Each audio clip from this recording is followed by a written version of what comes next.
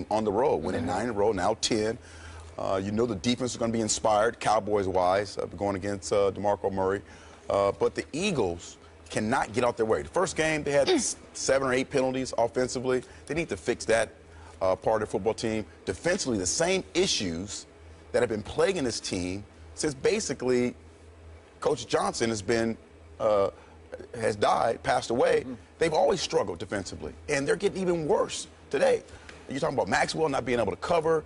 They've completed anything they wanted in the first game on the right side. He came back this week, and when Wheaton making a great throw in the red zone, a little post route to Terrence. So the same issues defensively that are plaguing this football team, they need to fix that. They don't pressure the quarterback as much as they did last year. But offensively, that's really where the issues are. You get Murray, and you expect Murray to be the downhill runner that we saw last year in Dallas.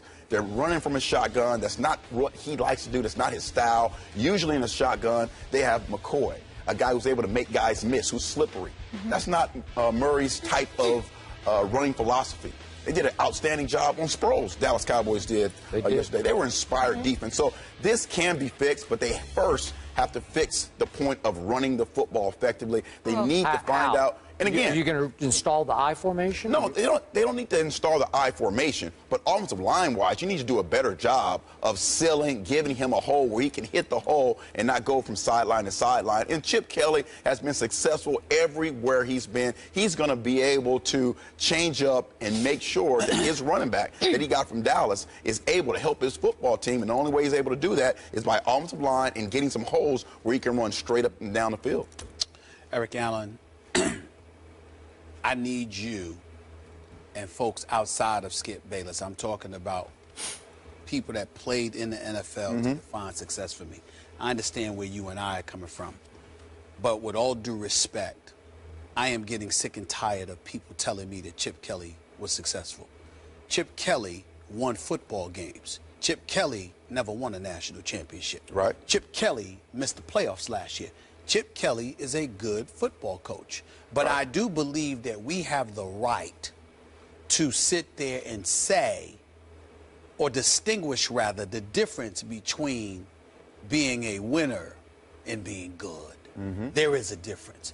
Do I think Chip Kelly is a good coach? Yes, the record mandates that. Even though they didn't make the playoffs last year, even though they lost 3 of their last 4 regular season games, and they now have lost 5 of their last 6 regular season games when you consider the fact that they're 0-2 right now.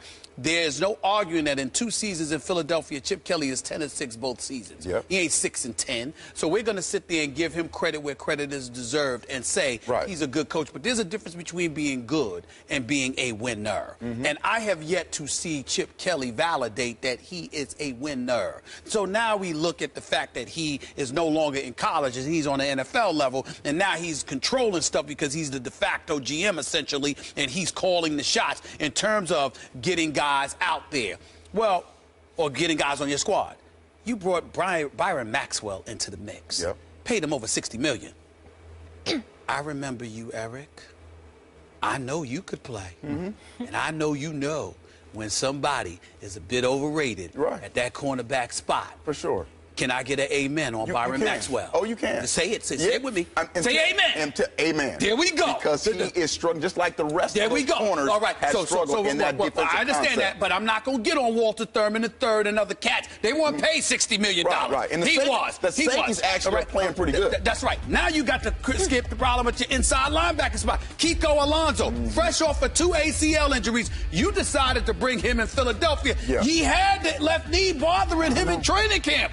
You put him out there anyway, he injured again. Mikael Kendricks, he's now out. He got a problem. He's your inside linebacker. Okay, let's switch to the offensive side. That's just defense. That's just defense. Who's been struggling for a couple years. Who's been struggling for a couple of years now. Couple of years now. Not 2 months, 2 years. So we're going to get that out the way. Now we go to the offensive side of the ball. Evan Mathis is gone because you want to rescind an offer that you made to him to pump up the back end of his contract. You sit there and say, we want to rely on this offensive line. Backups and Gardner and Barbary and these boys, you're relying on them. You can't block. Okay, you got a north-south runner. You asking to run east and west.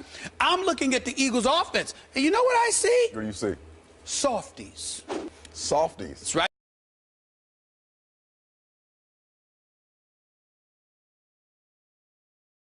About DeMarco Murray, I'm talking about cumulatively. I'm talking about a unit. This is what I'm talking about. I'm not calling him soft. Jordan Matthews can ball. Yes. He's an elite number 2. Yeah. Just a little bit shy of being number 1. He need another year or so. All right? Don't talk to me about Riley Cooper. Damn it, he need to be on the offensive line because all he does is block. Right. Remember? That's the first time we learned that the criteria for the wide receiver was blocking instead of catching passes. Remember, we didn't know that until Chip Kelly came along, okay? So I'm just looking at these guys, Aguilar and these boys, they got to prove something. They do.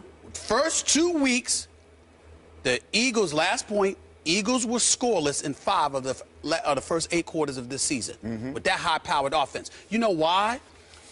Atlanta punched them in the mouth in the first half. The Cowboys punched them in the mouth in the first 3 quarters. You're talking high powered. They're not high powered anymore. That's where we need to. I agree with that. They lost their explosiveness. Okay, 2 years ago, Deshaun Jackson, the guy who can break the top off, he was too small, too whatever for you in the locker room. I get that, Eric. They need to find a way to get back to running the football. I want to bring Skip in here. I want to bring Skip in here. All I'm saying is this: for the first 2 quarters against Atlanta and the first 3 quarters.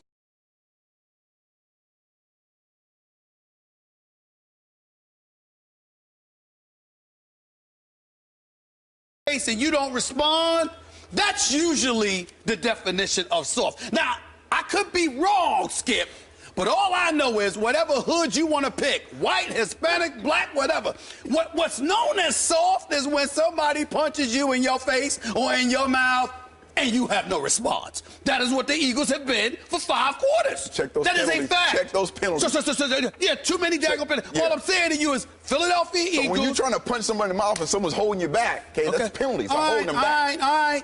You can say that. Go ahead, Skip. All right. Let's hold that thought, Skip. We don't want to cut you off, and we need to take a break, so we will revisit your side when we return here on First Take. Keep it here. Skip knows softies. Hold on.